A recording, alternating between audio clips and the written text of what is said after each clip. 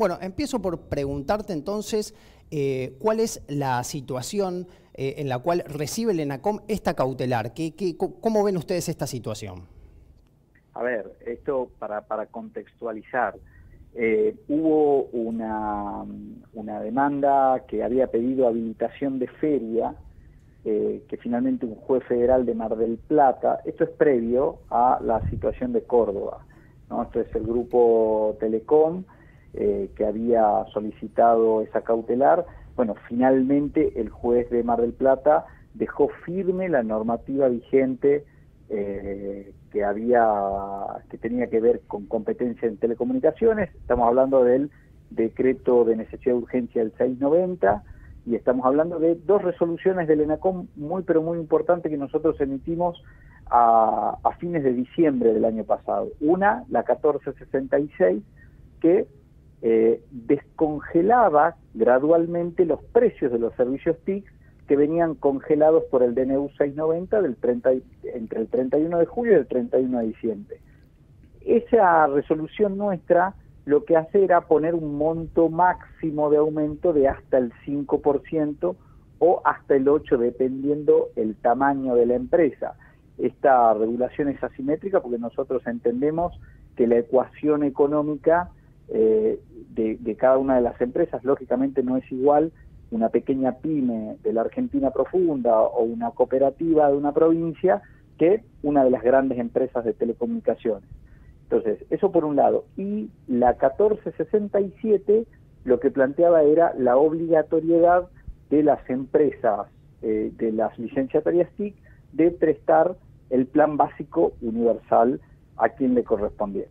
Bueno, el último día de la feria, el juez federal de Mar del Plata dejó absolutamente vigente la normativa y le dio la razón al Estado Nacional. Después hubo un juez en Córdoba, un juez muy grande, por cierto, no tengo nada contra la edad, pero un juez muy grande, que, su fallo tiene algunas inconsistencias vinculado a que deroga situaciones que ya no estaban en vigencia, ¿no? Por ejemplo, el congelamiento de precios, los precios ya no están congelados, también la resolución 311 que tiene que ver con el no corte de servicios tampoco está vigente.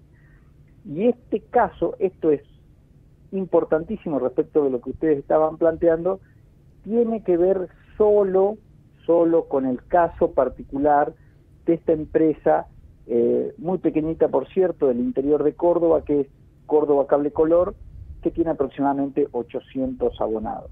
¿Por qué digo esto? Porque el DNU 690, luego ratificado por el Congreso de la Nación, y las resoluciones de ENACOM 1466 y 1467, a las que le hacía mención recientemente, tienen plena vigencia, salvo para esta pequeña empresa transitoriamente. Digo transitoriamente porque, lógicamente, desde el ENACOM estamos apelando ese fallo. Muy bien, Gonzalo, para también preguntarte si esto tiene que ver con una cuestión más de tipo jurídico, de tipo legal o político, qué es lo que se está poniendo en juego y si hay posibilidad que este fallo marque un antecedente del cual se puedan apoyar las grandes cableras hegemónicas, sobre todo las que funcionan acá en Ciudad Autónoma de Buenos Aires. Mire, de ninguna manera este fallo genera o sienta jurisprudencia, no es una instancia, una presentación colectiva, así que esto solo genera consecuencias para la empresa que presentó esta cautelar y que, insisto, lo que nosotros estamos haciendo es, a través de todo un andamiaje jurídico, es defender el accionar y la potestad del Estado Nacional para poder regular las telecomunicaciones en nuestro país, lógicamente, y entendiendo que nosotros hacemos primar el diálogo con todos los sectores de una industria que, insisto, es asimétrica, en donde hay un puñado de empresas muy grande que tienen muy concentrado el mercado, y después hay aproximadamente 1.200 pequeños licenciatarios TIC en toda la Argentina, que son también los que hacen posible que la Argentina profunda esté conectada y que haya pluralidad de voces, y es lo que nosotros vamos a garantizar, el derecho a la comunicación. Claro, Gonzalo, consultarte en este sentido por lo que tienen que ver, bueno, en este caso, esta cautelar se hace con una empresa pequeña. Entonces, consultarte, bueno, si ustedes establecieron una diferenciación para lo que son las pymes, las cooperativas y estos grandes conglomerados mediáticos que vos hablabas antes respecto de los aumentos. ¿Cómo se dio eso? A ver, eso se dio al reconocer la realidad asimétrica de las empresas, ¿no? Entonces, había empresas que durante, por ejemplo, 2020 no habían realizado aumento alguno a sus abonados, otras que lo habían hecho muy poco, y las más grandes son generalmente las que llevaban la delantera respecto de los aumentos. Entonces, si desde el Estado tratamos de igual forma a quienes son diferentes, lo único que hacemos es profundizar las diferencias. Por eso nosotros entendemos en esta lógica asimétrica, y por eso la autorización a la hora del descongelamiento de precios de 2020 a 2021 tuvo esa asimetría que luego nosotros ratificamos en una segunda autorización a las empresas de menos de 100.000 accesos, esto es, de menos de 100.000 abonados, que son la grandísima mayoría, más del 90-95% de las empresas, que son muy chiquititas. Las características de la industria de las telecomunicaciones y las que prestan servicios TIC tienen que ver con que son pymes, micropymes o cooperativas. Entonces, lo que nosotros estamos haciendo es también garantizar que puedan seguir prestando funcionamiento, prestando servicio, sin dejar de cuidar nosotros, lógicamente, en una situación económica muy endeble, el bolsillo de los usuarios y usuarias de estos servicios. Gonzalo, muy claro, la verdad, como nos estás explicando este tema. Una consulta también para hacerte, bueno, hablamos de la comunicación como un derecho, y también yo pensaba que es un derecho tanto para el usuario, pero también para las personas que queremos ejercer la comunicación desde los medios que no son hegemónicos. En ese sentido, te preguntaría si este DNU favorecería a aquellas cooperativas o aquellos grupos que somos minoritarios económicamente, pero somos la mayoría en cuanto a cantidad de personas y puestos de trabajo en los medios de comunicación, si estos DNU favorecerían y cómo podemos hacer, porque justamente hay una estrategia mediática para ir en contra de este DNU, pero está concentrado siempre en los mismos monopolios. ¿Qué se hace con eso?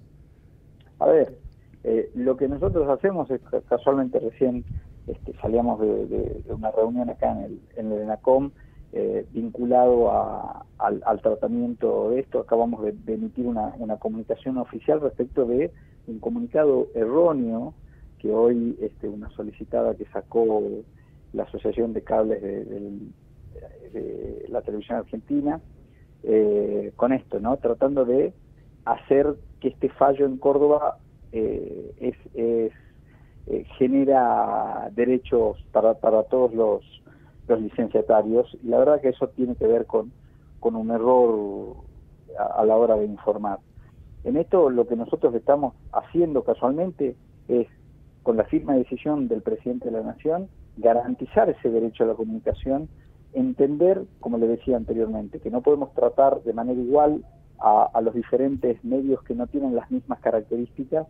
Y hay algo muy importante, esto quiero resaltarlo, del DNU 690, que marca un antes y un después a la hora de tratar los medios. Primero, el DNU 690 lo que hace es contemplar a los servicios TIC como servicios públicos esenciales y estratégicos para nuestro país.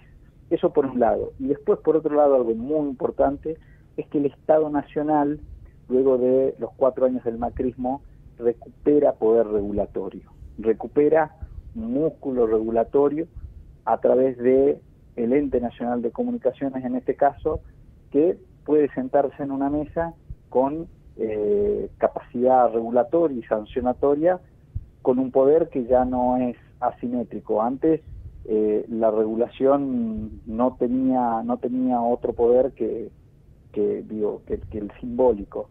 Hoy la verdad que lo que podemos hacer es ejercer en favor de todos los argentinos y las argentinas ese poder a través del músculo político y regulatorio que recupera el Estado Nacional.